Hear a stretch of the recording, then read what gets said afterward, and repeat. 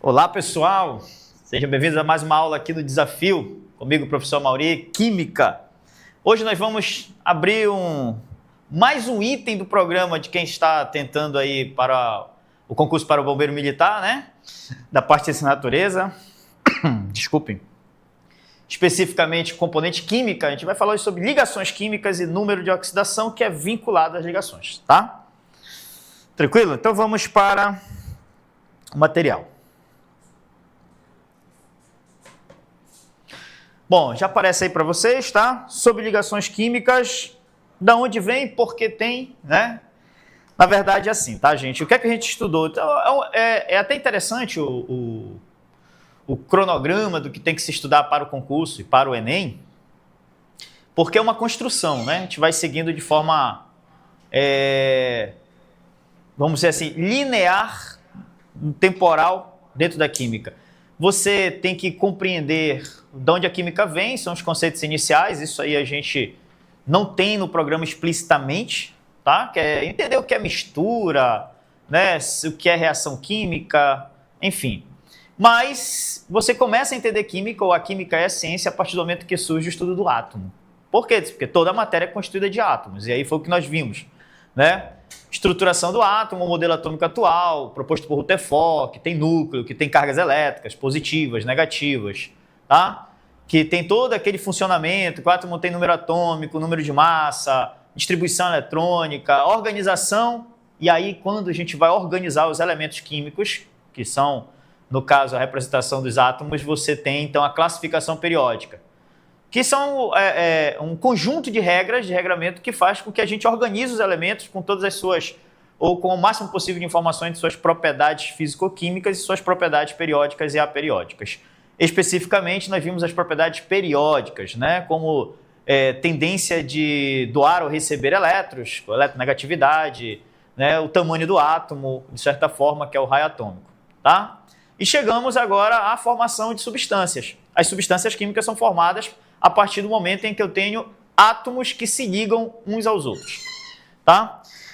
Foi percebido no desenvolver do conhecimento de química que apenas 6 elementos na natureza não necessitam fazer ligações, ou não estão fazendo ligações de forma natural, tá? E quando a gente fala não necessita ou não faz ligações de forma natural, é o indicativo de que ele pode sim fazer ligação, mas ele tem que, e para que ocorra essa ligação química, ele vai ser forçado a isso.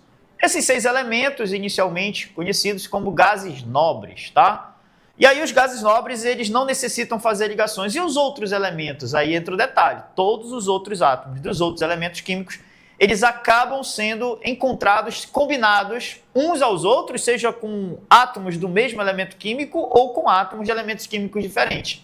E essa interação entre átomos, chamada de interação interatômica, tá? Ou seja, interação entre átomos, é chamada de ligação química. Na verdade, a gente tem 2 leituras. Tem a ligação entre os átomos, que é interatômica, e tem a ligação entre as moléculas, após formadas, chamada de interações moleculares.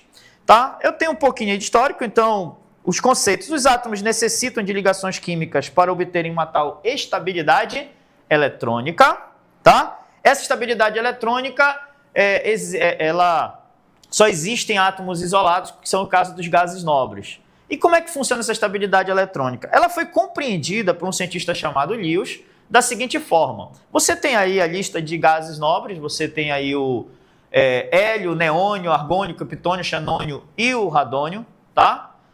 O que eles têm em comum? Com exceção do hélio, que só tem uma camada de distribuição eletrônica, que é a primeira, e só cabem 2 elétrons nela, todos os outros elementos têm mais de uma camada, e na última camada, chamada de camada de valência, tá? Eles têm 8 elétrons. Então foi entendido que a estabilidade eletrônica ela é atingida quando os elementos têm 8 elétrons na camada de valência. Só fazer uma ressalva. Isso daí é um entendimento inicial e isso gera um conceitual chamado regra do octeto, tá?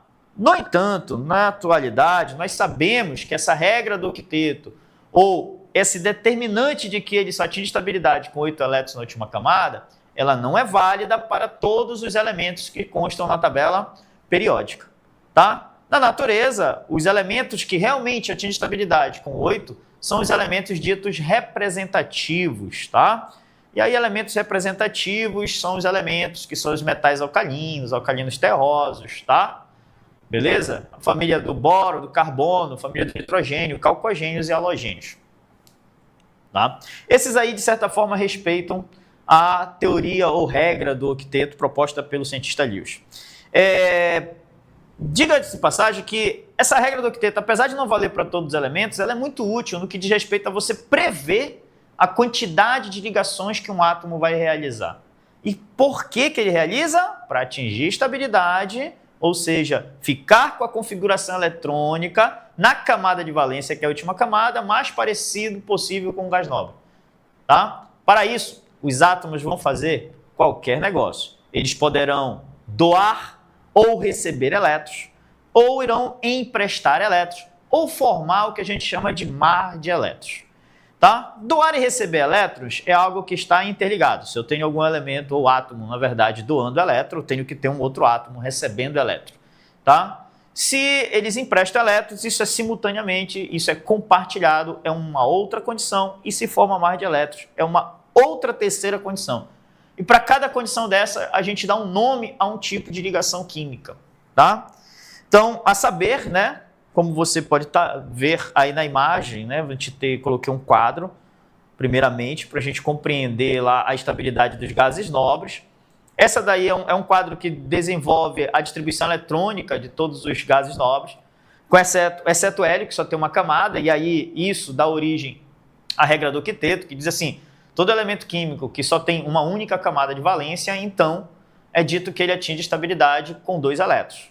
Isso ocorre só para alguns elementos químicos, tá? No caso, o hélio, que tem a própria estabilidade, o hidrogênio, que só tem uma, o lítio, o boro e o berílio, tá? Para os demais elementos, eles vão ter mais de uma camada de valência e sempre na última camada eles vão ter configuração eletrônica, buscando atingir configuração eletrônica, melhor falando, parecida com esses gases nobres que constam aí na imagem, né?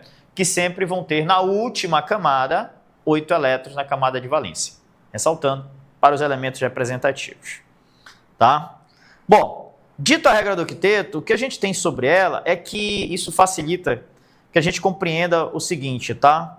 Vamos fazer aqui alguns rabiscos para que você entenda. Eu posso prever o número de ligações que um átomo vai fazer, sabendo qual o número de elétrons da camada de valência. Isso também é válido quando eu tenho a noção na tabela periódica do posicionamento desse elemento, tá? O átomo de um elemento químico, por exemplo, que é representativo, se ele está no grupo 1 da tabela periódica, ele tem 1 elétron na camada de valência, se ele está no grupo 2, ele tem 2 elétrons na camada de valência. Do grupo 3 ao 12 da tabela periódica, você não tem previsibilidade, tá? O número de elétrons da camada de valência não é exatamente igual ao número do grupo. Já do grupo 13 em diante, 13, 14, 15, 16, 17... você volta a ter elementos representativos e que o número de elétrons da camada de valência corresponde ao número unitário do seu grupo, tá? A unidade, né? O número da unidade do seu grupo. Então, por exemplo, grupo T, elementos do grupo 13, todos têm átomos que têm 3 elétrons na camada de valência, do grupo 14, 4 elétrons, do grupo 15, 5 elétrons, do grupo 16, 6 elétrons, do grupo 17, 7 elétrons, tá? Isso ajuda a gente fazer a pequena regrinha, vamos dizer assim, né, ou macete, como preferir, de previsibilidade de ligações, tá? Entenda o seguinte, então, se o objetivo desses átomos representativos é atingir 8 elétrons na camada de valência, porque só os gases nobres têm, então se eles não têm esses 8 elétrons, consequentemente eles têm menos de 8 elétrons, então, eles vão ter 7, 6, 5, né, ou 1 elétron, 2, 3, mas eles não vão ter exatamente 7 elétrons. Para, então, aqueles átomos de elementos que têm mais de uma camada, se ele tiver 1 elétron, tá? Deixa eu só...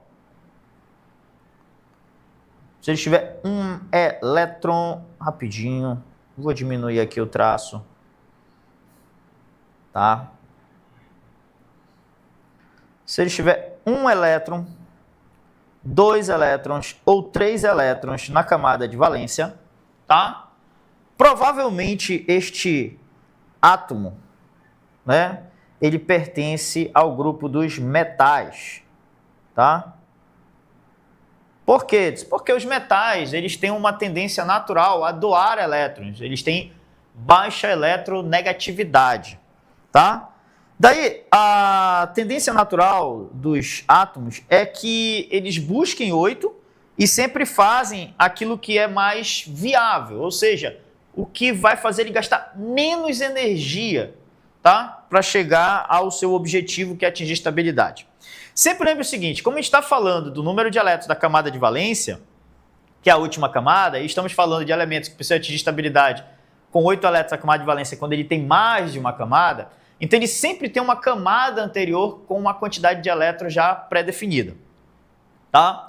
Então toda vez que a gente tocar no assunto de que ele vai doar elétrons, lembre-se, ele vai perder esses elétrons ou doar esses elétrons, mas vai sobrar a camada penúltima dele, que no caso já vai estar estável com a quantidade conforme a regra do octeto para os elementos representativos, tá? Então, por exemplo, quem tem um elétron vai buscar atingir estabilidade, ou seja, qual é a estabilidade? É atingir 8, só que tem um elétron, para ele buscar 7 elétrons, ele gastaria 7 energias de ionização. Então isso aí é muito pesado, vai gastar muita energia, então é muito mais viável, naturalmente, ele doar o único elétron que ele tem. Por isso, elementos que têm uma quantidade de elétrons menor do que o que é necessário para chegar a 8, são elementos que têm menor eletronegatividade, consequentemente tem uma tendência maior para atingir, né, estabilidade doando elétrons. Daí a gente pode dizer que quem tem um elétron doa, quem tem 1, 2, 3 elétrons vai doar.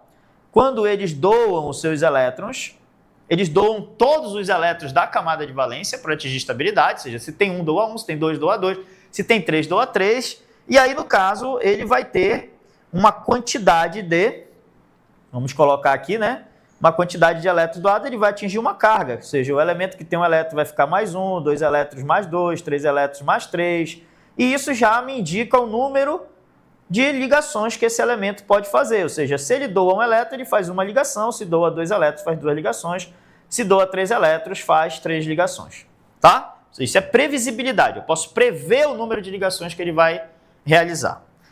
Em contrapartida, eu vou até 7 elétrons, ou seja, e os outros agora? Eu disse, cara, os que têm 4, né, 5, 6 ou 7 elétrons na camada de valência, tá?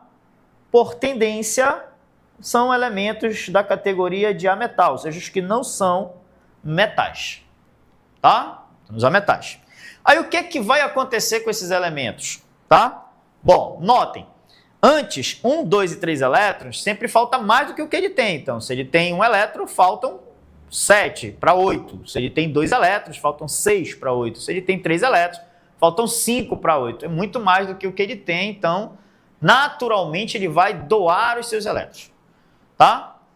Se ele tem agora 7 elétrons, notem, 7 elétrons para 8, falta 1 elétron. Então é muito mais negócio ele receber o elétron, tá? E aí, no caso, eles recebem o necessário para concluir o octeto, ou seja, concluir 8 elétrons. Frisando, isso levando em consideração os elementos que conseguem, né, átomos de elementos químicos que conseguem funcionar dentro da regra do octeto, tá? Bom, quem tem 7 elétrons, no caso, para 8 falta 1, então ele recebe. Então, esses elementos eles têm uma tendência natural a receber, né, elétrons. Então, eles recebem elétrons, tá? Até concluir o octeto. Ou seja, quem tem 7 recebe um elétron, então vai ficar um negativo. Quem tem 6 recebe 2, vai ficar 2 negativo. Quem tem 5 recebe 3, vai ficar 3 negativo. E o número de ligações é igual ao número de elétrons doados ou recebidos ou compartilhados, tá? Então, quer dizer que quem recebe 1 faz uma ligação, quem recebe 2 elétrons faz 2 ligações, quem recebe 3 elétrons faz 3 ligações, tá? Bom, quem tem 4 elétrons? Quem tem 4 elétrons, obrigatoriamente, né? Aí a gente vai ter um representante aí que é o carbono, faz 4 ligações, tá? Como ele vai fazer essas ligações? Isso depende de quem vai ligar-se a ele, tá? No caso, se eu tenho um elemento que tem tendência a doar, ele recebe. Se eu tenho um elemento que tem tendência a receber, ele doa, tá? O importante é que ele faz 4 ligações e vai ter uma variação dessa carga, né, de -4 até +4. Tá? Ponto. Temos essa configuração aqui, que é uma previsibilidade de quantidade de ligações que um átomo pode fazer conforme o número de elétrons da camada de valência, levando em consideração a regra do octeto. E também, sempre frisando, que para alguns elementos, especificamente os metais de transição, essa regra do octeto não funciona também, tá? Bom, seguindo a vida, né? Vou dar uma diminuída aqui para a gente ir para o próximo ponto, que são já os tipos de ligações, tá? Quais são os tipos de ligações que a gente tem de forma natural, tá? Bom, as ligações que a gente tem são ligações, então aí, olha, eu coloquei na ordem metálicas, iônicas e ligações covalentes. Para aqueles que vão fazer a prova para o Corpo de Bombeiro Militar do estado do Amapá, vale frisar que eu peguei o edital, fui olhar, eles não colocam explicitamente as ligações metálicas, tá? Mas como não custa nada saber que existe, tá? Nada a mais, a gente vai até não desenvolver tanto as ligações metálicas, mas elas existem, eu coloquei aqui no material. Isso serve, de certa forma, também para aqueles que estão estudando para o Enem, tá? Então, a gente tem 3 tipos de ligações entre os átomos, tá? Como é que eu identifico essas ligações? Primeiramente, as ligações são identificadas pelo tipo de elemento, se ele é metal ou se ele não é metal, tá? Beleza? E a forma como vai ocorrer essa ligação vai ser a forma como eles vão tratar os elétrons. Se esses elétrons serão doados e recebidos, ou se eles serão emprestados, ou se simplesmente eles vão ser formadores de um negócio chamado mar de elétrons, né? O negócio fica muito bacana, né? É porque fica mais fácil de você compreender, creio eu, tá? Utilizar palavras mais fáceis. Mas assim, substâncias metálicas formam ligações metálicas, são formadas por ligações metálicas, e exclusivamente eu tenho metais. Alguns poucos casos eu vou ter elementos não metálicos, e aí formando ligas metálicas. Só que as ligas metálicas podem ser entre metais, tá? E uma liga metálica muito utilizada que não tem só metais é o aço, que tem ferro e carbono, tá? Mas quando a gente compra, por exemplo, vamos dizer assim, uma peça em ouro, e aí, sei lá, vamos comprar um anel e esse anel é em ouro 18 quilates. Essa numeração trata-se da pureza da quantidade de ouro realmente na peça.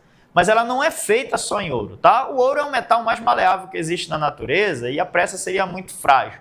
Então, para dar outras qualidades a essa peça, né, é introduzido outros metais na mistura. Então, é uma mistura de metais, a gente chama de liga metálica. Então, por exemplo, para fazer uma peça em ouro tradicionalmente dourado, né, você tem ouro, platina, você tem cobre, né? Ou, por exemplo, ouro branco, você pode ter ouro, platina, prata. Como a prata tem um valor de mercado maior que o cobre, por isso que ouro branco, que na verdade é prateado, né? Ele é um pouco mais caro, né? Comercialmente, né? Custa mais, tá?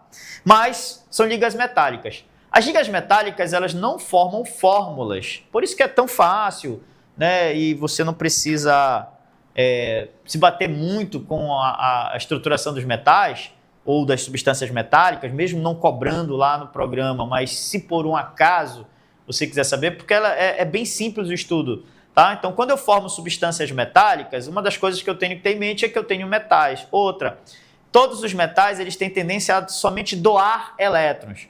Então, se nenhum átomo lá metálico quer absorver elétrons, ou seja, receber elétrons, esses elétrons acabam ficando livres entre os cátions e cria uma região, vamos dizer assim, chamada de mar de elétrons, onde estão inseridos os cátions metálicos. Isso confere às substâncias metálicas algumas características, né, algumas propriedades, como, por exemplo, são sólidos, tá? E aí, no caso, isoladamente, o único metal que é líquido na natureza é o mercúrio, mas quando ele forma liga metálica, as ligas com o mercúrio são sólidas. Tá? Então, as substâncias metálicas são sólidas, maleáveis, boas condutoras de calor e eletricidade, com brilho específico quando polidos, tá? São dúcteis, ou seja, dá para fazer fios metálicos, tá? Só você lembrar, fio de condução elétrica, arame, tá bom? Beleza? E aí, então, essas são as principais propriedades que definem as substâncias metálicas, tá? Especialmente a condução de calor e eletricidade é uma das vamos dizer assim, uma das mais cobradas dentro das provas, seja o Enem ou quando isso é cobrado em provas de concurso, tá? Se você quer saber se, por exemplo, o metal que tem maior maleabilidade, melhor condutor de eletricidade é o ouro, que é um metal nobre, né? E aquele que tem a maior ductibilidade, ou seja, que resistem bem a formar fios, por exemplo, é a platina, tá? E aí são, por exemplo, metais utilizados, a platina, por exemplo, é utilizado para reconstituição óssea, por exemplo. Tá? Por quê? Porque metais nobres, esse termo nobreza quer dizer que eles não interagem facilmente com outros elementos, logo eles não sofrem oxidação com facilidade e, consequentemente, vamos dizer assim, causam menos problemas de rejeição no caso de pessoas que precisam ter alguma placa metálica em seu corpo para fazer reconstituição óssea, tá? Bom, substâncias iônicas, aí sim, iônicas e moleculares, essas estão explicitamente cobradas, né, no programa, no conteúdo programático do concurso, né, para o bombeiro militar. Nesse caso, as ligações iônicas, elas formam substâncias iônicas, tá? Substâncias iônicas têm ligações iônicas, o nome já é bem sugestivo, vai formar íons. E esses íons são provenientes de dois elementos, os metais e os ametais. Em alguns casos, o metal ligado ao hidrogênio. Então, na ligação iônica, é obrigatório que o metal esteja ligado a um elemento diferente dele, tá? Não pode ser dois metais, tem que ser o metal com a metal ou metal com hidrogênio. Onde vamos ver que vai haver a formação de íons, daí vem o nome iônica. Então, alguém é o cátion, alguém é ânion, tá? Daqui a pouquinho a gente vai desenvolver isso daqui e a gente chega lá nessas conclusões a respeito das ligações iônicas. As ligações metálicas eu tomei a decisão de falar um pouco mais, me estender um pouco mais, como eu falei para você, porque ele não está explícito no programa, então a gente não vai desenvolver mais adiante, tá? Substâncias moleculares são formadas por ligações covalentes, por exemplo, tá? E essas ligações covalentes, covalência quer dizer valência comum, então eles vão compartilhar uma valência. O que é a valência, gente? É a última camada, né? Ou seja, são os elementos, os elétrons, desculpa, da última camada de um átomo, é a valência, quantas ligações ele faz, então camada de valência é a última camada, é onde ocorrem as ligações, e aí no caso eles compartilham, né, essa valência para formar ligação por empréstimo de elétrons. Consequentemente, ocorrem entre átomos da mesma espécie, por exemplo. Então eu posso ter aqui um ametal ligado a outro ametal, eu posso ter o hidrogênio ligado a metal, ou eu posso ter hidrogênio ligado a hidrogênio. O que eu não tenho nas ligações covalentes é a presença de metais, tá? Essa é a primeira e peculiar diferença entre essas ligações, tá? Na iônica eu tenho a presença do metal obrigatoriamente ligado a um elemento diferente, e na covalente eu não tenho presença de metal, tá? Bom, fique atento a isso, e aqui é uma definição que eu já tinha comentado há pouco, no início da aula, né? A ligação entre átomos, né, ela é, no caso, chamada de interatômica, e a ligação entre moléculas é chamada de intermolecular, tá? Mais adiante também falaremos sobre. Bom, vamos fazer uma questãozinha, tá? Foi disponibilizado também uns exercícios, e aí está na sequência do exercício que tem na apostila, tá? E aí, para a gente não ficar saindo aqui, colocando a apostila em volta, vamos dessa vez ganhar uma outra dinâmica, né? Conforme a gente vai desenvolvendo, né, eu fui colocando os exercícios para a gente ir fixando.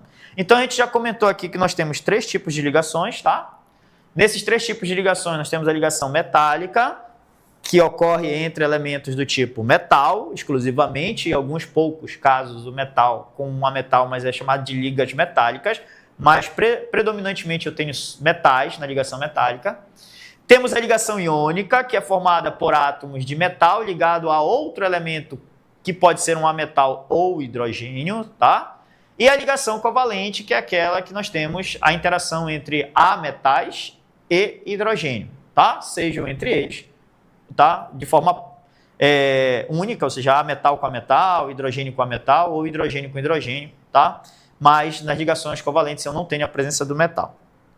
Daí nessa questão está assim, o cloreto de sódio, que é o NaCl, fórmula, né, química, o pentano, né, C5H12, e o álcool comum, CH3, tá? Tem suas estruturas constituídas respectivamente por ligações.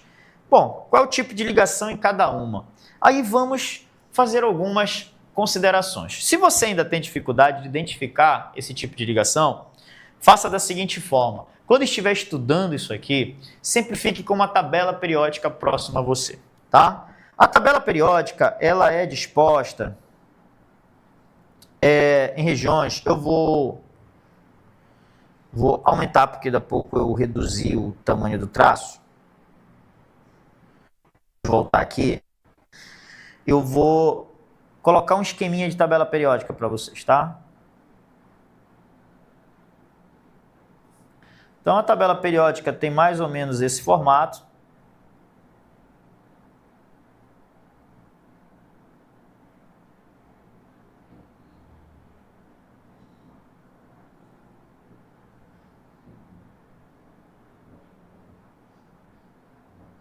Beleza? Você tem aqui, então, no final da tabela periódica, os gases nobres, que não fazem ligações químicas naturalmente, tá? Só forçados. Vocês podem fazer? Podem, tá, gente? Então, se tiver uma pergunta aí na vida de vocês, encontrarem um exercício, alguma coisa, uma prova, e tenha esta colocação, né, que os gases nobres realizam ligações, eles podem realizar de forma enérgica. Vocês querem um exemplo, porque os gases nobres formam ligações? Isso foi uma descoberta, valeu um prêmio Nobel, a descoberta do tetrafluoreto de xenon, tá? O tetrafluoreto de xenon é utilizado como filamento de lâmpadas de alta potência, né? Umas lâmpadas brancas. Na verdade, ela tem um foco azulado tão poderoso que para a nossa vista fica como se fosse branco, né? Por exemplo, tem alguns carros, às vezes, que as pessoas colocam, apesar de que é proibido, né? Mas vamos lá. Você tem aqui umas regiões na tabela periódica, tá? Você vai isolar alguns elementos, como, por exemplo, o hidrogênio e os gases nobres. O hidrogênio é isolado, ele é sozinho, ele, na teoria, ele não é considerado um metal, até porque ele é gasoso, e apesar de estar numa região muito próxima dos metais na tabela periódica. E também não é considerado um ametal, tá? Mas você tem, dentro da tabela periódica, então, nessa área maior aqui, os elementos ditos metais. Isso inclui os elementos que estão embaixo da tabela periódica, que são os elementos de transição interna, tá? E você tem nessa região menor aqui os elementos que não são metais, e aí então há metais, tá? Beleza? Desculpa o meu E aí, saiu o meu fora que eu não coloquei o óculos, tá? Mas saiu aí a palavra, tá bom? Então eu tenho metal, eu tenho o quê? Ametal, tá? Isso facilita na hora de você identificar. Então, por exemplo, onde estão esses elementos citados? Vou colocar para você, olha, mais ou menos nessa região aqui está o sódio, para cá está o cloro, tá? O que mais nós temos aí? O carbono, né? O que mais? Nós temos hidrogênio e oxigênio. Pronto. Então, agora você tem uma noção de quem é metal e de quem não é metal.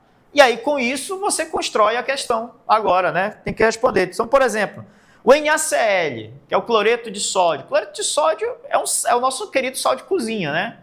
Tá? Essa substância, ela é iônica ou ela é covalente, tá? Então, ela é formada por ligação iônica. Por que ela é formada por ligação iônica? Porque o sódio é um metal, tá? Tá bem aqui, ó. Sódio é metal, beleza? Se tem metal, covalente não pode ser mais, beleza? Então, se esse metal estiver isoladamente, só metal, a ligação é metálica. Mas, como ele tem uma ligação com outro elemento, que é o cloro, e ele é um ametal, então a ligação de metal com ametal é uma característica das ligações iônicas. Então, essa primeira aí, no caso, é a ligação iônica. Já está fora a letra B, já está fora a letra D de doido, tá? Beleza? O pentano, ele tem carbono e hidrogênio. Carbono é ametal, né? E se o carbono é ametal, Então, é muito possível que seja ligação covalente. Mas, para confirmar que é ligação covalente, ele está se ligando a quem? A outros carbonos e a átomo de hidrogênio. E quando eu tenho ligações entre ametais e hidrogênios, a ligação é covalente. Tá? Então, iônica covalente, foi embora a letra E. Tá? Sobrou agora, por enquanto, a letra A e a letra C. Seguindo a vida, eu tenho novamente um composto aí que é o álcool comum. Esse aí é o nosso querido álcool etílico, com 2 carbonos, tá? Então, é o etanol. Ele tem na sua composição carbonos, hidrogênios e oxigênio, no singular, que todos, no caso carbono e oxigênio, são ametais ligados a hidrogênio. E ametais ligados a hidrogênio são ligações o quê? Covalentes, tá? Então, nós temos iônicas, covalente e covalente. Acabou para a letra C. Encontramos a nossa resposta, letra A. Tranquilo? Tá? Então, isso aqui é só um treino, né, gente? Para a gente ir fixando já essas ideias, tá? Vamos continuar aqui no material e a gente agora vai desenvolver o que é isoladamente uma ligação iônica, tá? Eu coloquei um resuminho bem esquemático, tá? Para a gente ser bem sucinto e assim, ganhar tempo, né? O que é uma ligação iônica? Primeiro, a palavra iônica lembra íon, então eu tenho a formação de íons. Então é uma ligação que ocorre quando os átomos têm grande diferença de eletronegatividade. Para quem não lembra, eletronegatividade é a capacidade de atrair par de elétrons de uma ligação para si, tá? Então, de certa forma, um átomo, toda vez que é formado um emparelhamento de elétrons, ele pode atrair esse elétron para ele, tá? Beleza, até aí? Quando um elemento atrai elétrons para si, um átomo atrai elétrons para si, ele acaba ganhando carga negativa e o outro que, então, vai ter o seu elétron afastado, ele acaba perdendo o elétron, ele acaba formando carga positiva. Na química, átomos que ganham cargas positivas, eles não ganham carga positiva. Na verdade, eles perdem elétrons, eles perdem a carga negativa e sobressai a carga positiva, e nesse caso eles são chamados de cátions, são aqueles que doam seus elétrons, tá? E aí o cátion, na formação iônica, ou seja, de ligações iônicas, ele obrigatoriamente é o metal, tá? Então, fique atento a isso. Os metais, tá? Eles formam obrigatoriamente o quê? Cátions. Já os ametais, eles vão formar ânions. Beleza até aí? Ou seja, os ametais, eles têm tendência a receber elétrons. Então, os metais doam elétrons, né? O resuminho que eu fiz ainda há pouco para vocês, quem tem 1, 2, 3 elétrons geralmente é metal, porque eles têm tendência a doar elétrons.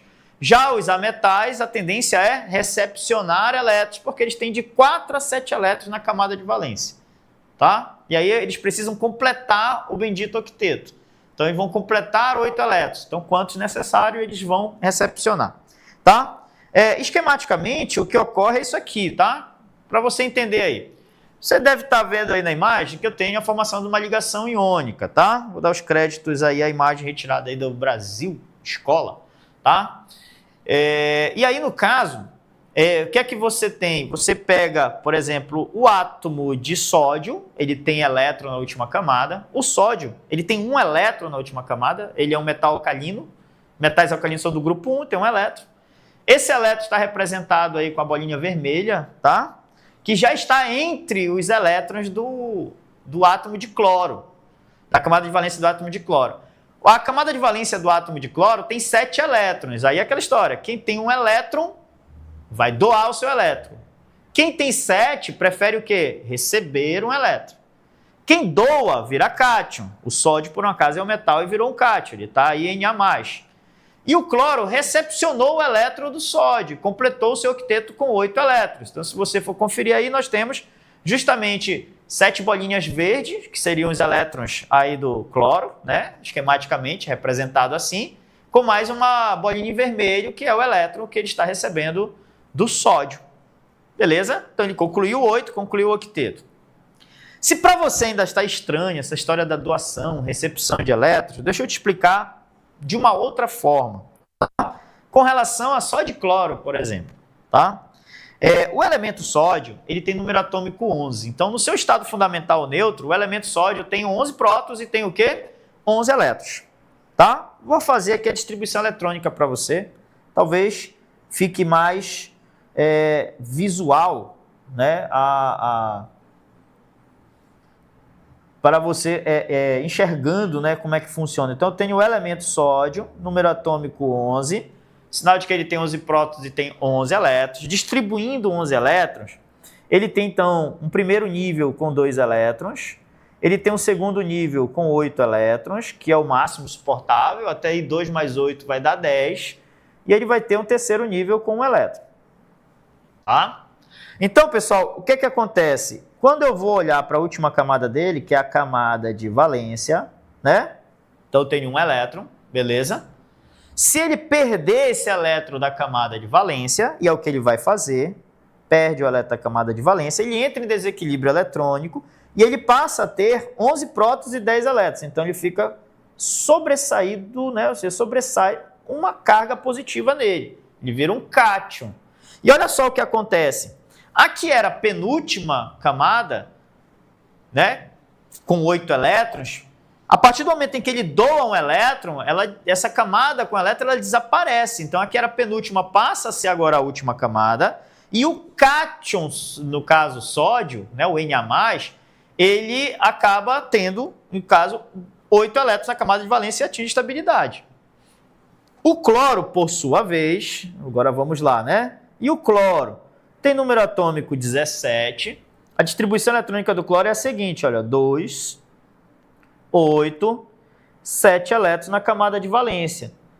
O que é que ocorre aqui? Olha, se a camada de valência dele tem 7 elétrons, para 8 falta 1. Justamente o elétron que era do sódio migra para cá. E ele passa a ter não mais 17, sim 18 elétrons, ele passa a ter uma carga negativa a mais. Por esse motivo, ele acaba virando um ânion, tá?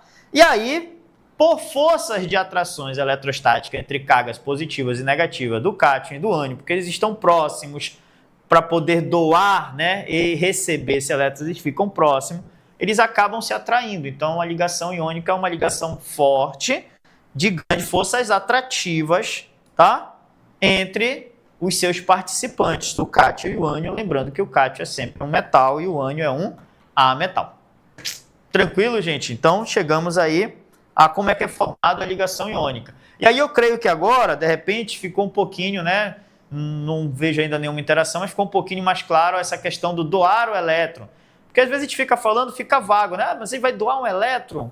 Isso é bom para ele? É bom no sentido de que, ao doar um elétron, a camada que era a penúltima passa a ser a última e ela geralmente está completa com 8 elétrons ou estável na forma possível se o elemento não for um elemento representativo, tá? Um átomo de um elemento representativo, tá bom?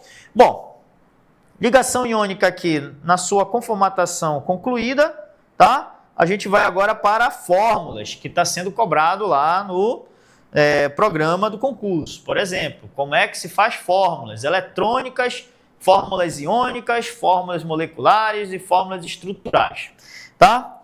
Bom, eu fiz um esquema da seguinte forma. Quando você estiver lendo isso aqui, a leitura é da seguinte maneira, tá? O M é de metal, o A é de ametal.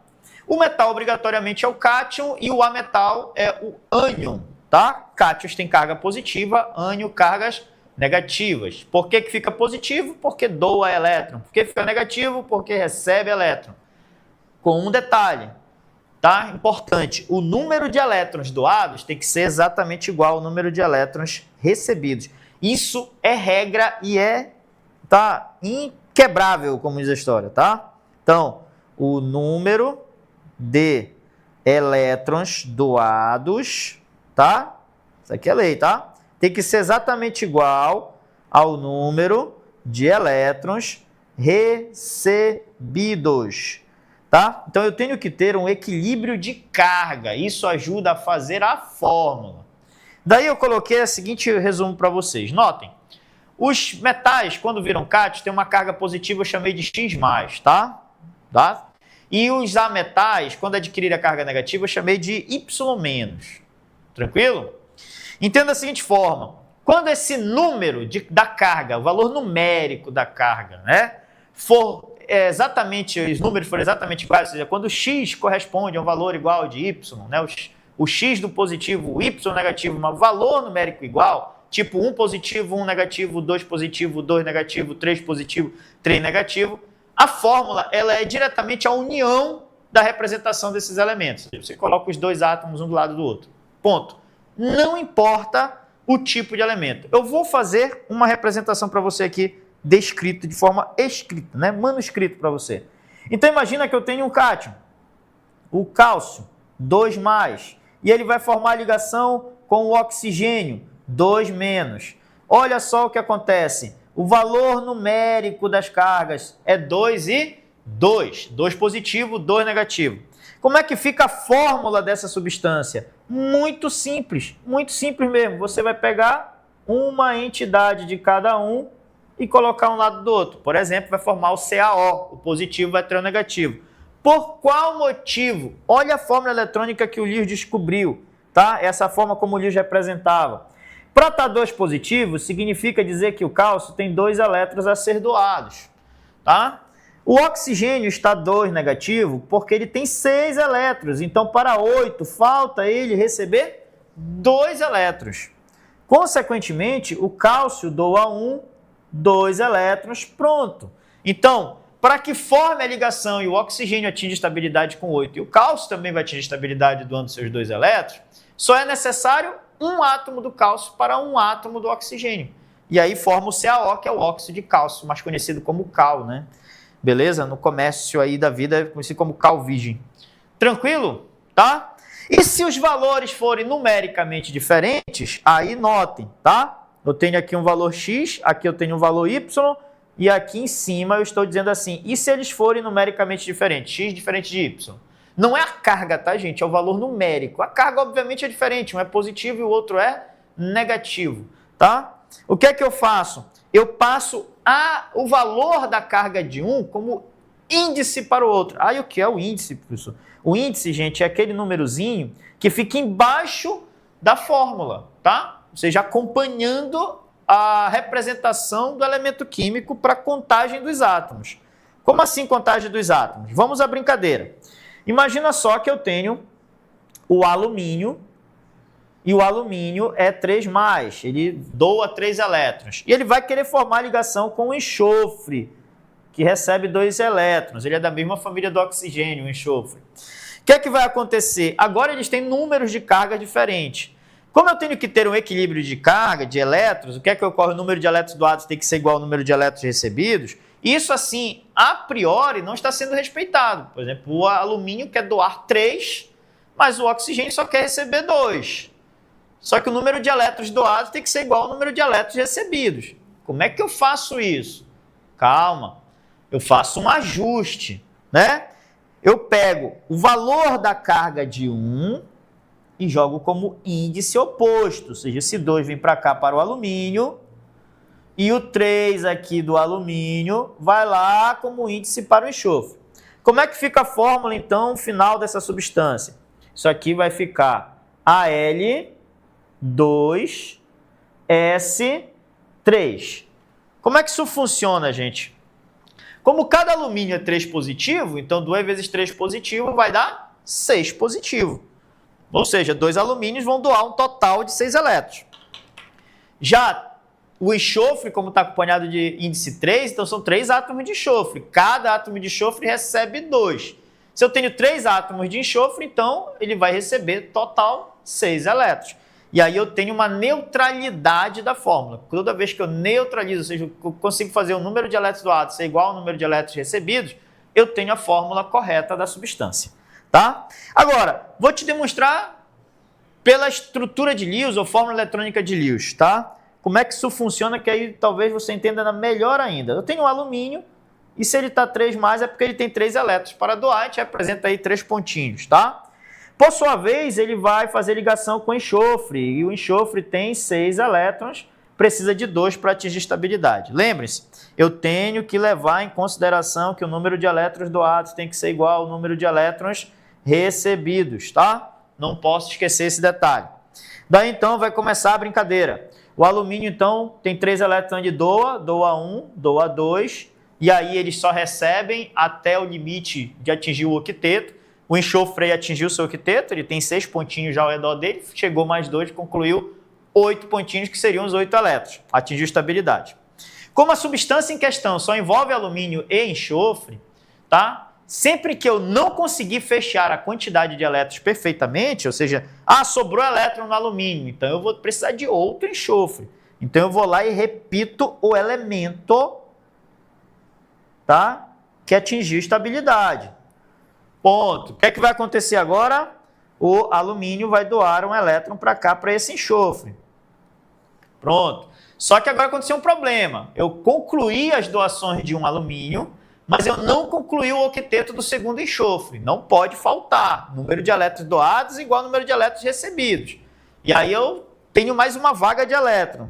Da mesma forma, como eu só posso envolver alumínio e enxofre, vou chamar mais um alumínio aqui para brincadeira. O que é que vai acontecer? Esse alumínio vai doar um elétron para cá, e aí então esse enxofre acabou de atingir estabilidade. Pronto. Só que agora abrimos um novo problema. O novo alumínio ficou com 2 elétrons a serem doados. Não tem problema nenhum. Eu vou pegar mais um enxofre, que tem 6 elétrons, tá? E o alumínio em questão vai doar 1, doar 2, todo mundo feliz, agora todo mundo doou todos os elétrons necessários para atingir estabilidade. E os enxofres receberam todos os elétrons necessários para atingir também a sua estabilidade. Consequentemente, quantos alumínios foram necessários para que tudo ficasse bem, né? Todos os elétrons fossem doados, todos os elétrons fossem recebidos? 2 alumínios, 3 átomos de enxofre. Justamente a fórmula que nós já tínhamos construído com a história de apenas fazer a troca do valor da carga do ânion como índice para o cátio e vice-versa, o valor da carga do cátio como índice para o ânion. Você pode fazer isso sempre que esses valores numéricos de cargas forem diferentes. É bem fácil, gente, não tem muito segredo não, tá? Tranquilo? Bom, nenhuma interação, vou seguir adiante, né? Bom, próximo passo, uma questãozinha para a gente montar fórmulas, tá? Vamos lá, como é que isso aqui pode vir, né?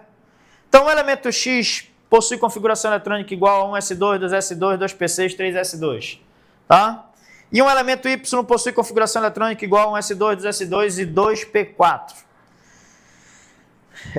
Da ligação iônica entre esses dois elementos resulta o composto de forma molecular. Ele quer saber qual a fórmula do composto, tá? Como é que você vai fazer, tá? Vamos descrevê-lo, tá bom? Você vai utilizar isso daqui, as distribuições eletrônicas, para saber quantos elétrons ele tem na camada de valência, olha. É só o que me importa. Então, para X, eu tenho 2 elétrons de valência. E para Y, notem que eu tenho 2 e 2 aqui, olha. Então, eu tenho a camada de valência 2, vão ter 6 elétrons. Compreendeu lá? Então, assim, X, então, tem 2 elétrons de valência, enquanto Y tem 6 elétrons de valência. Tá? O que é que isso significa? Que quem tem 2 elétrons vai doar, né? Doa. Então, quer dizer que X vai doar os 2 elétrons, mais 2. Ou 2 mais, tá? Vai virar um cátion. E o que vai acontecer com Y? Bom, se ele tem 6 elétrons, para 8 faltam 2. Então, ele recepciona 2, tá? Então, ele recebe o necessário para atingir estabilidade com 8, ou seja, vai receber 2. Então, Y vai ficar com carga 2 menos. Bom, já que X e Y numericamente têm a mesma quantidade de cargas, 2 elétrons doados e 2 elétrons recebidos, então como é que fica a fórmula disso? Quando o número das cargas são iguais, eu só junto. Então a fórmula disso é XY, tá? Resposta, letra A. Um detalhezinho, tá? Importante aí. Beleza? Pode ser que alguém esteja aí há algum tempo já parado, né? Não lembra mais essa parte da química. Toda vez que eu vou fazer uma fórmula química, a gente coloca primeiro, ou seja, à esquerda você coloca a parte eletropositiva e à direita a parte eletronegativa. Em palavras simples, eu começo a fórmula pelo cátion, que é o positivo, e termino a fórmula com o ânion, que é o negativo, tá? Por isso eu já coloquei na ordem aí XY, já observando que o X ia doar elétrons e o Y ia recepcionar elétrons. Tudo bem? Bom, nenhuma dúvida até agora, segue a vida. Próximo, tem mais uma questãozinha aí de ligação iônica, tá? Considere as seguintes espécies químicas. Bom, aí temos Na+, Ca2+, Al3+, O2-, que é chamado de óxido, tá? Ou um brometo, que é o Br1-, e o cloreto, que é o Cl1-. Qual das fórmulas a seguir está correta? E a gente vai testando. Vamos brincando com elas aqui. Vamos ver o NaCl, né? É o Na1+, com o cloro 1-, né? Como é que ficaria a fórmula? Carga de mesmo número, né? Um positivo, um negativo, fórmula NaCl. Então, essa daí já está fora, tá? Não é essa a resposta, tá bom? Essa está errada. Vamos à próxima. O alumínio com o brometo. Então, o alumínio é 3+, e o brometo é 1-. Tá? Como é que fica a fórmula? Aí, cargas diferentes, você passa invertido, né? Esse 1 vem para cá e esse 3 vem para cá. Como é que isso ficaria? Vai ficar Al1. 1 a gente não coloca, tá, gente? Ele fica subentendido. Br3. Tá? Né? Não é esse caso. Tá trocado. Vamos à próxima. Eu tenho o alumínio 3+, com o oxigênio 2-. Números diferentes. Vamos passar invertido, 2 vai para baixo, 3 vai para baixo do outro, vai ficar então como fórmula Al correta, tá? Al2O3. Não é o caso, a letra C também exclui-se. HBr, ele não deu hidrogênio aí para você, tá? Para começar, mas eu vou fazer para você. Tá errado essa fórmula, tá bom? O hidrogênio, gente, ele é um positivo quando está ligado a um ametal, que é o caso do bromo, que é um negativo. Não está na lista. Só o fato de não estar aí, a questão já não poderia ter essa resposta como certa. Já pula ela, vai fazer a outra, tá? Mas isso aqui é só para a gente treinar, né? Então a fórmula aqui seria HBr, que é o ácido bromídrico, só restou essa, beleza? Então só pode ser a letra E. E vamos fazer, tá? CaCl, cálcio 2+, cloro 1-. Fórmula Ca1, Cl2, né? Ca1, Cl2. Lembrando que o índice 1 a gente não coloca, tá? Na química, fica subentendido. O fato de ter a representação do elemento já entende-se que tem um átomo daquele elemento ali. Tá bom? Só confirmando aí a fórmula correta, né? Felicidade total, marcou aí a letra E, é a nossa resposta. Tá? Tranquilo? Nenhuma dúvida, segue a vida. Vamos às propriedades dos compostos iônicos. Isso aqui é importante, tá? Muito importante. De vez em quando eles dão uma cobrada nisso, inclusive no Enem, tá? Isso é recorrente, tá bom? Aí diz assim, propriedades dos compostos iônicos. Eles são sólidos cristalinos, tá? Por que eles são sólidos cristalinos? Porque como eles juntam cátions e ânions, que são cargas positivas e negativas, então eles vão se aglomerando, tá? Eles se aglomeram, formam um retículo cristalino, um aglomerado iônico, tá? Beleza? Bom, e aí eles formam cristais e são cristais quebradiços, tá? Eles não têm maleabilidade. Por exemplo, os metais são maleáveis. Os compostos iônicos têm metais, mas não são maleáveis, tá? Quando sólidos, não conduzem corrente elétrica, tá? Apesar de ter metal, apesar de ter troca de elétrons entre cátion e ânion, não tem condução de eletricidade no composto iônico no seu estado sólido, tá? No seu estado, a temperatura ambiente, que é 25 graus Celsius, e um ATM, que seria a pressão atmosférica normal ao nível do mar, tá? Porém, quando aquosos ou fundidos, né? Lembrando que fundidos vem de fusão, significa derretidos, tá? Em palavras simples, então quando aquosos ou fundidos, eles são bons condutores de corrente elétrica, tá? Beleza? E aí entra um detalhe importante, né? Nós somos criados, né, pelos mais velhos, né, pelos nossos antepassados, eles sempre dizem assim pra gente, você não vai mexer com coisa elétrica quando você estiver molhado. Por quê? Porque tu vai levar um choque. E logo na nossa mente cria essa ideia. Então o que dá choque é a água. E aí depois, quando a gente vai estudar química, descobre que a água não conduz eletricidade. Por que não? A água não é um condutor de eletricidade, quando pura. O detalhe é que a água é um excelente solvente. Então, se eu tiver compostos iônicos, e os sais são iônicos, tá? Dissolvidos na água, aí esses íons conduzem eletricidade. Como a água é um excelente solvente, então, em geral, na natureza eu encontro água com íons dissolvidos. Logo, a água que eu encontro na natureza, inclusive a água potável que eu recebo na minha residência tratada, ou que eu tiro do poço, sei lá, tira do rio, do igarapé, ela tem íons dissolvidos, então ela pode conduzir, sim, corrente elétrica. E se eu jogar água pura, que no caso é água destilada, no meu corpo, né? Estou aqui, lavei minha mão com água destilada, posso manipular então um equipamento elétrico sem medo de levar um choque? Vai correr o risco de levar um choque, sim. Por quê? Porque o nosso suor, ele tem sais minerais e quando a água entra em contato com esses sais minerais, dissolve esses sais. E se eles estão dissolvidos na água, eles estão aquosos. Consequentemente, eles conduzem eletricidade.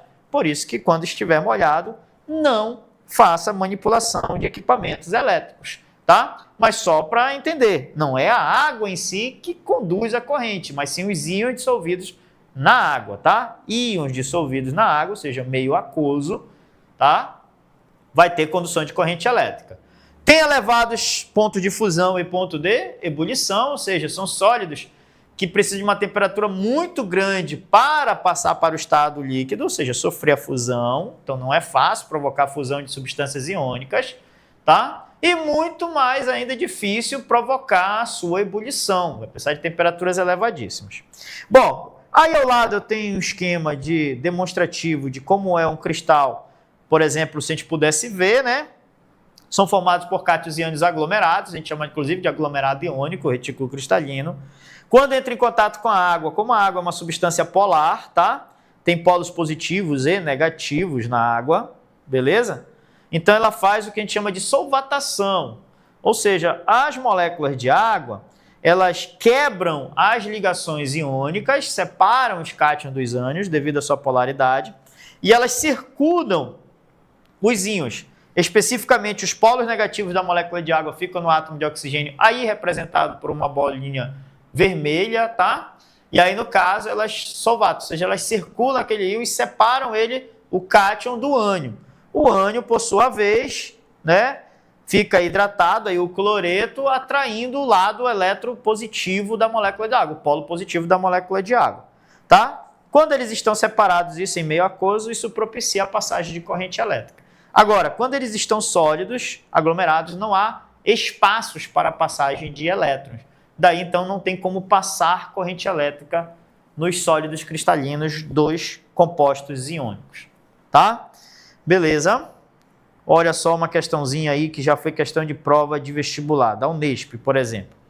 3 substâncias puras, X, Y e Z, tiveram suas condutividades elétricas testadas, tanto no estado sólido como no estado líquido. E os dados obtidos encontram-se resumidos na tabela. Resumidos na tabela. Bom, aí temos X, Y, Z, aí ele diz o seguinte, conduz corrente elétrica no estado. Se sólido, X conduz, se líquido, ele também conduz. Y, sólido não conduz e líquido conduz. Z, não conduz nem sólido, nem líquido. Com base nessas informações, é correto classificar como substâncias iônicas.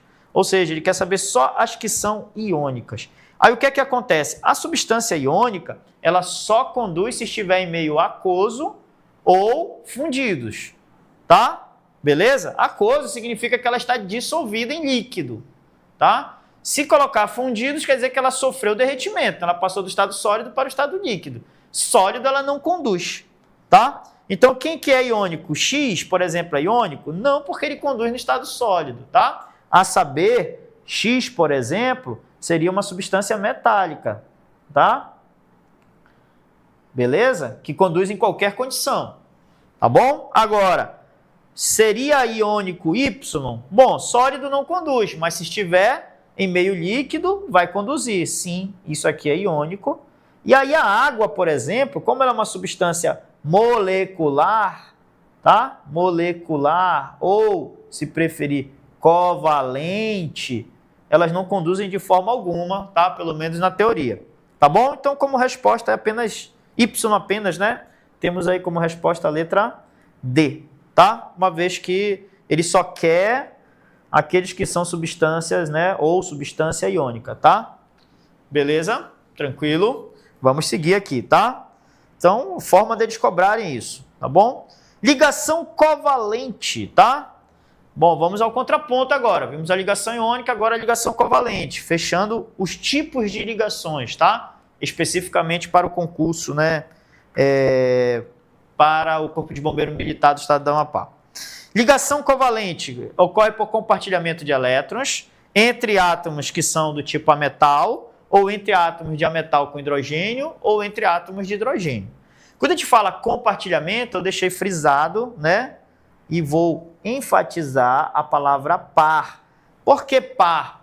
Porque cada participante da ligação covalente, ele vai se aproximar, ou seja, dois átomos se aproximam e eles emprestam simultaneamente um elétron. Ou seja, um átomo da esquerda empresta um elétron para o da direita empresta um elétron para o da esquerda. Formam um par de elétrons, eles passam a compartilhar aquele par de elétrons simultaneamente. Ou seja, aquele par de elétrons passa a pertencer aos dois simultaneamente.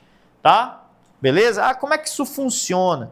Bom, temos aí duas representações. Uma de covalente apolar. O que é uma ligação covalente apolar? É quando essa ligação está sendo compartilhada entre átomos do mesmo elemento químico, ou seja, que não há diferença de eletronegatividade, tá? Então ela fica igualitariamente. O que é que ocorre? Cada cloro possui 7 elétrons na camada de valência. Para 8, falta um elétron, então ele tem que fazer uma ligação química para atingir estabilidade. Para ele fazer essa ligação química, então, com um átomo que é igual a ele, que está na mesma condição, o que é que ele faz? Ele empresta um elétron para o cloro, para o outro cloro, e, obviamente, esse outro cloro empresta. Vamos colocar assim, o cloro da direita empresta um elétron para o cloro da esquerda, e o da esquerda empresta um elétron para o cloro da direita. Pronto, forma um par de elétrons. Na hora de contar esses elétrons, notem o seguinte, tá? Esses elétrons aqui, né, que estão sendo divididos, olha, tá? Eles pertencem aos dois ao mesmo tempo. Beleza? Tá aí? Aí você vai contar como? Olha só, vou contar aqui para esse, olha. 1, 2, 3, 4, 5, 6, com 2 que estão sendo divididos, 8. Para o outro, a mesma história, olha. 1, 2, 3, 4, 5, 6, 8 elétrons com os 2 que estão sendo compartilhados. Então, é um compartilhamento, é uma forma comum, tá? De elétrons. Isso é a ligação covalente. Beleza? Pelo fato de haver empréstimo e compartilhamento, no caso, não há formação de carga efetiva. Ou seja, não imediatamente, eu não consigo ler a carga, ou seja, ninguém fica positivo, ninguém fica negativo. No entanto, o fato de analisar ligações como apolar e polar, significa dizer que em um dado momento, esses elementos, ou esses átomos desses elementos, desculpem, eles vão se separar. E no momento que eles forem separar, eles vão romper essa ligação. Aquele elemento que for mais eletronegativo, né, o átomo do elemento mais eletronegativo, ele vai levar o par de elétrons consigo. Então, ele acaba levando um elétron que não é dele. Então, nesse caso, a ligação acaba sendo polarizada. E aí eu vou ter um polo positivo e um polo negativo. No exemplo aí logo abaixo, nós temos uma covalente polar entre o hidrogênio e o cloro. O hidrogênio é aquele exemplo de átomo, né, que precisa de um elétron para atingir estabilidade com 2 elétrons. Uma vez que ele só tem um elétron e só tem uma camada, então atingir estabilidade com 2 elétrons. Então ele empresta o seu elétron para o cloro e, por sua vez, o cloro empresta o seu elétron para o hidrogênio. Pronto. Aí eles têm a formação, né, de um par de elétrons compartilhado. Ou seja, o hidrogênio está com 2 elétrons e o cloro está com 8 elétrons, tá? Só conferir lá, olha, tem 1, 2, 3, 4, 5, 6, com os 2 elétrons compartilhados, está com 8. Atingiu o octeto, está estável. Beleza. Mas por que a ligação é polar com polo positivo no hidrogênio e negativo no cloro? Porque o elemento cloro é mais eletronegativo. Então, no momento em que romper essa ligação, o cloro vai embora com um par de elétrons e vai deixar o hidrogênio com carga positiva e ele, o cloro, vai ficar com carga negativa, vai formar um ânion, tá? Beleza? Inclusive, isso daí é um ácido e nos nossos próximos encontros nós vamos estudar que os ácidos, quando são, por exemplo, os ácidos propostos por um cientista chamado Arrhenius, eles sofrem ionização, tá? em meio aquoso. Ou seja, eles não têm formação de carga, porque eles não são iônicos, não é uma substância iônica, mas quando colocado em meio aquoso, a polaridade da água faz com que esses átomos se separem. E aí, como o cloro é mais eletronegativo, ou seja, os átomos com maior eletronegatividade no ácido, ele acaba levando um par de elétrons e leva uma carga negativa, tá?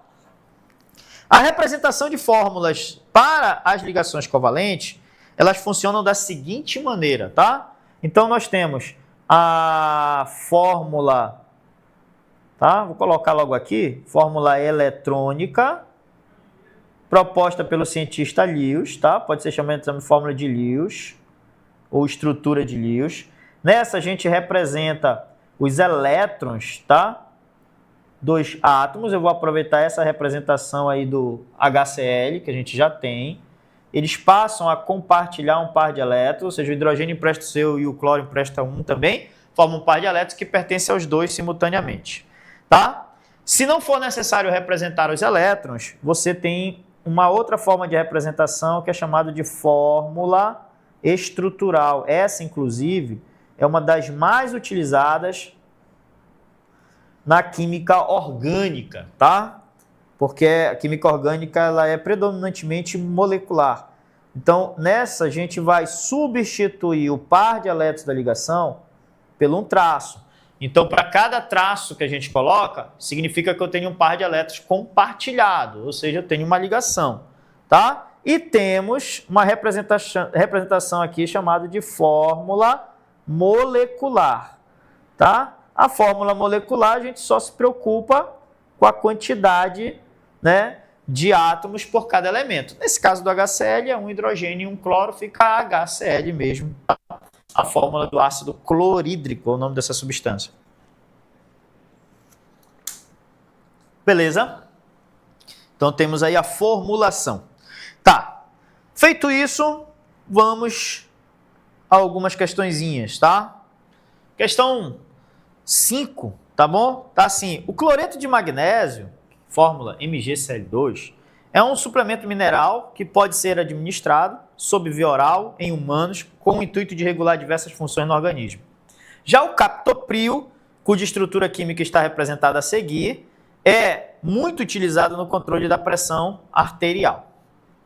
E aí, gente, isso daí é uma estrutura, tá? Isso é uma fórmula estrutural. É quando ela tem todo o desenho da cadeia, né, ou dos átomos interligados.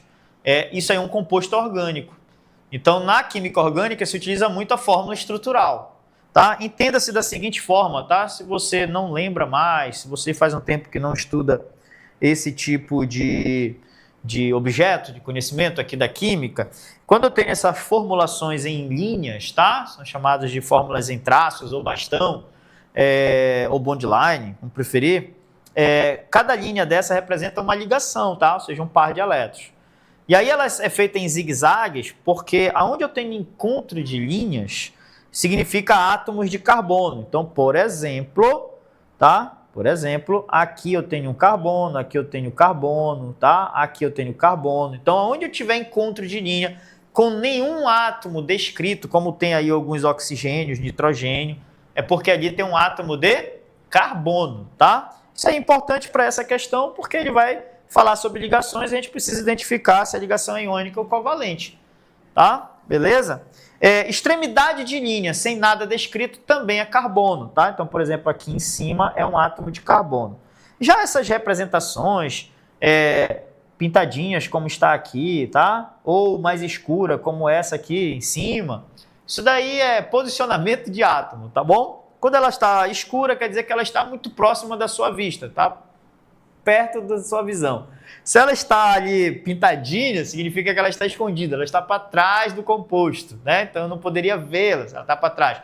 Então ela fica pintadinha. E no final tudo fica no plano, porque a gente está estudando isso num papel, ou numa prova, ou olhando visualmente numa figura plana, né? Então aí a gente coloca essas representações, tá? Bom, a respeito da ligação carbono-enxofre, beleza? Olha só o que ele quer, né? Nessa questão, queria lá da PUC, né? A respeito da ligação de carbono e enxofre, observada na molécula de captopril, e da ligação entre magnésio e cloro, tá? E aí, vamos lá, né? entre magnésio e cloro. Verifica-se que são respectivamente. Então, gente, entre carbono e enxofre. Carbono e enxofre, deixa eu te mostrar onde está isso. Carbono e enxofre, gente, está bem aqui, ó. Beleza? Carbono e enxofre, tá? Beleza? Entre carbono e enxofre, ambos são ametais. Então, a ligação entre carbono e enxofre, já que ele quer respectivamente, né? Entre carbono e enxofre, a ligação é do tipo covalente, tá? Então, já elimina a letra A, já elimina a letra D, né? Já elimina a letra E.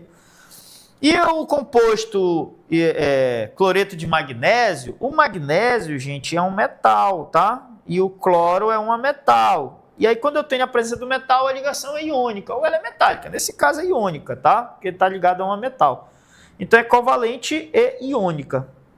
Tá bom? Lembrando que só vai ser metálica se tivesse exclusivamente metal, tá? Então, a resposta aqui, letra B, tá? Vamos para outra não polaridade agora de moléculas, tá? Isso aqui eu acrescentei, tá, gente? No programa do corpo de bombeiro aí do concurso não está, mas só que ele é um negócio muito latente a respeito, por exemplo, de identificação de misturas homogêneas e heterogêneas, tá? E para o Enem também ele é crucial, tá bom? É um conceito muito cobrado, tá? No Enem, que fala sobre solubilidade, tá, gente? Quando a gente começa a estudar ciências lá no ensino fundamental, uma das primeiras coisas que a gente vai aprendendo são esses conceitos fundamentais que são envolvidos na química, na verdade, são conceitos da ciência da natureza, mas é conceito da química. O que é corpo-objeto, o que é matéria, corpo-objeto, o que é uma substância simples, substância composta, o que é uma mistura, o que é uma substância pura. E aí, quando a gente vai falar de mistura, tem a homogênea, a heterogênea. E aí, um dos exemplos mais clássicos que tem de mistura heterogênea é quando se tem, por exemplo, água e óleo. E aí a pergunta é, por que água e óleo não se misturam, né? Como eu não tenho aqui uma interação muito rápida com vocês, mas geralmente as respostas que eu obtenho são as mesmas lá do fundamental. Geralmente, tá? Tem gente que sabe qual é a resposta correta. Bom, qual é a resposta que a gente tem? Uma resposta meio que errada, mas que naquele momento do ensino fundamental é mais prático e não está 100% errado. Só que tem um equívoco, que é assim, água e óleo não se misturam porque eles têm densidades diferentes. Não. A densidade define quem afunda e quem flutua. Ponto. Mas por que água e óleo não se misturam efetivamente? Tá? A mistura é heterogênea quando os componentes da mistura não são afins. E aí entra um detalhe. Como as substâncias têm estudo de polaridade, ainda há pouco a gente viu que as ligações podem ser polar ou apolar, tá? As moléculas também têm estudo de polaridade. Então, quando a molécula elas têm análise de polaridade, para elas serem afins, elas têm que ser da mesma categoria, tá? Então, por exemplo, é solúvel quando elas são da mesma categoria, tem miscibilidade. Então, por exemplo, a água é polar e o óleo não é polar, a gente chama de apolar. Então, quando elas são de categorias diferentes, elas não são miscíveis, elas não se misturam perfeitamente, elas não se atraem, tá? Por isso, por exemplo, que eu não consigo limpar uma louça suja engordurada, um prato engordurado, uma panela engordurada, simplesmente com água. Eu preciso de uma outra terceira molécula. Eu preciso de uma molécula que seja anfipática ou anfifílica.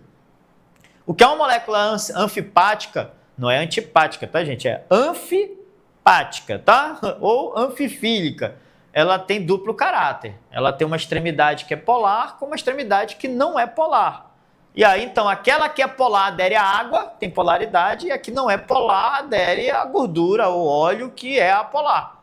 E aí, os três vão juntos, ou seja, a água, a molécula de sabão, que é anfifílica ou anfipática, e a gordura, ou óleo, né? E aí, vão embora todo mundo pro ralo, tá? Então, eu tenho essas condições aí. Então, ficar atento a esse detalhe. Quando é que eu sei que uma molécula é apolar, ou seja, não tem polo? Quando o momento de polar dela for, né, no caso, igual a zero, tá? Ou eu conseguir analisar o número de nuvens, que vai ser igual ao número de ligantes iguais, tá? Por falta de espaço, eu não coloquei a palavra igual aí, tá? Mas eu vou acrescentar ligantes iguais, tá bom? Quando o momento de polar é diferente, né, de zero, quer dizer que a molécula é polar e aí, obviamente, o número de nuvens é diferente do número de ligantes iguais. Posso analisar também dessa forma, tá? Então, é solúvel, tá? Será solúvel, tem solubilidade, se as moléculas são da mesma categoria, ou seja, apolar com outra apolar, ou então polar com polar. Não é solúvel, não solúvel, tá? Não solúvel, não se dissolve se as moléculas são de categorias diferentes, tipo apolar com polar, não é solúvel, e vice-versa, tá? Guardem esse detalhe aí importantíssimo, de vez em quando dão umas cobradas sobre identificação de misturas, e aí pode ser que isso seja cobrado, porque aí fica lá, mas fica, não fica explícito a necessidade disso, mas faz parte de ligações químicas, tá? Beleza? Bom, um outro item também que não consta lá no programa do bombeiro, mas que é interessante, que está diretamente vinculado também à capacidade ou não de solubilidade, que é as forças intermoleculares, tá? Quando eu tenho dipolo instantâneo ou dipolo induzido, é porque eu tenho envolvimento de moléculas apolares. Um exemplo clássico disso, gente, é que gás carbônico e água não se unem, porque o gás carbônico é apolar e a água é polar. Então, se eles forem induzidos a ficarem juntos, como baixa temperatura e ambiente supressurizado, elas ficam juntas. É o caso do refrigerante, da água gaseificada, tá? Abriu o refrigerante, acabou. Se tiver quente o refrigerante, entre aspas, né, natural, o que é que vai acontecer? Elas se separam imediatamente, gera muita espuma, tá? Por quê? Porque para estabilizar, ser induzido, uma coisa que não tem polo, né? Eu tenho que ter essas condições, tá? Se eu tenho moléculas polares, ele se chama de dipolo permanente. Polo permanente é mais resistente que o anterior, o dipolo induzido. E temos as ligações de hidrogênio, que são moléculas polares, mas que especificamente tem polo positivo no hidrogênio e polo negativo em fluoxigênio e nitrogênio, muito cobrado nos questão de DNA, tá? Pessoal, na próxima aula exercício, muito obrigado pela atenção e até o nosso próximo encontro.